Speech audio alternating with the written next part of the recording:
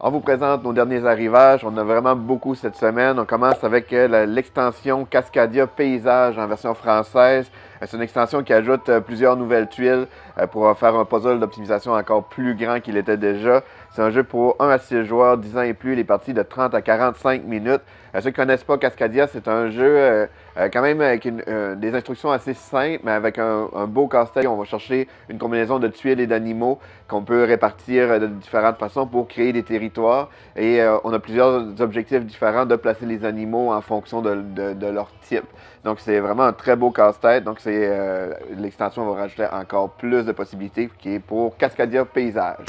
On a aussi reçu Ancient Terrible Things, le retour, qui est un jeu pour 1 à 4 joueurs, les parties d'environ 60 minutes pour 14 ans et plus. C'est un jeu dans un univers un peu pulp horror, de prise de risque avec énormément de dés. Ça a l'air super intéressant. Donc c'est Ancient Terrible Things, le retour. C'est pas vraiment une nouveauté parce qu'on l'a déjà eu, mais c'est une nouvelle version, nouvelle édition dans une boîte un peu plus petite. C'est le Caméléon. Qui est un jeu pour 3 à 8 joueurs et pour 14 ans et plus, puis les parties c'est environ 15-20 minutes. C'est un jeu vraiment le fun, on a joué plusieurs parties. C'est qu'on va avoir chacun une charte avec des mots à faire deviner, mais il y a des personnes qui connaissent pas vraiment le mot, puis il faut essayer de deviner qui sait pas vraiment qu'est-ce qui se passe dans le fond. Donc c'est vraiment super intéressant, un beau jeu de camouflage social qui est le Caméléon. Mind Map, c'est un jeu pour 4 à 14 personnes, 10 ans et plus, les parties d'environ 20 minutes. C'est un jeu aussi d'ambiance qui a l'air super intéressant. On a une charte qu'on va mettre 2 éléments dedans et pour faire deviner nos mots, on va placer notre jeton à l'endroit selon l'intensité des directions de la charte dans le fond. Donc ça permet là un peu comme longueur d'onde, c'est un peu dans cet esprit de jeu-là. Donc ça a l'air vraiment intéressant, un jeu de discussion dans le fond qui est Mind Map. Le jeu Instable, c'est un jeu pour 2 joueurs, 8 ans et plus. C'est une édition québécoise du jeu qui est de Cars versus Gravity. C'est un jeu qui a l'air vraiment le fun. C'est que dans le fond, on va avoir les cartes sont toutes un peu magnétiques. Il va falloir réussir à les placer de façon que ça tient. Donc c'est vraiment un jeu un peu de dextérité, un peu rigolo qui est Instable. On a reçu From the Moon. C'est un jeu pour 1 à 4 joueurs, les parties d'environ 90 minutes pour 14 ans et plus. C'est un jeu que personnellement j'ai bien hâte d'essayer, un jeu de stratégie. Chaque joueur a des pouvoirs asymétriques et on va essayer d'aller coloniser, dans le fond, aller s'installer sur Titan, Europe et Mars. C'est un jeu avec super belle figurine. Là. On peut construire nos rovers de plusieurs façons différentes. Donc vraiment une belle présentation. Ça a l'air d'un jeu d'une belle stratégie. Donc c'est From the Moon. On a Lincal, l'Infini. C'est un jeu dans le monde infini de Lincal. C'est un jeu pour 2 à 4 joueurs, les parties d'environ 30 minutes pour 10 ans et plus. C'est un jeu de stratégie qu'il va falloir maîtriser le pouvoir de Lincal pour réaliser des rituels de transfiguration. Donc ça a l'air bien intéressant. Jeu de stratégie, 2 à 4 joueurs. Katamino Tower, c'est un jeu pour 1 à 2 joueurs, 6 ans et plus. Katamino, c'est un jeu de pièces style Tetris, on a différents défis à réaliser, il y a plusieurs versions du jeu. Ici, c'est en version tour, donc il y a plusieurs modes de jeu. On peut jouer de façon, pour débutants, pour experts, il y a un mode coopératif aussi. Puis c'est un jeu qui a vraiment plusieurs challenges différents. Il va falloir placer les pièces dans la tour pour que ça fitte selon le scénario utilisé. Kawal, la version mini. On avait déjà eu la version un peu plus grosse. C'est une version de boîte un petit peu plus réduite.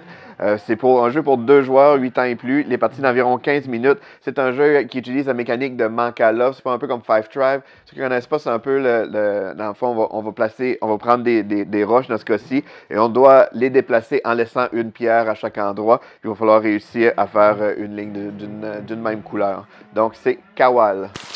Finding Atlantis, c'est un jeu pour 1 à 4 joueurs, les parties d'environ 45 minutes pour 14 ans et plus. C'est un mélange de jeu d'exploration et de déduction. Ça prend une application mobile, donc il y a des scénarios presque à l'infini. On parle d'au-dessus de 1 million de différents scénarios. Donc c'est un nouveau jeu de déduction dans l'univers marin.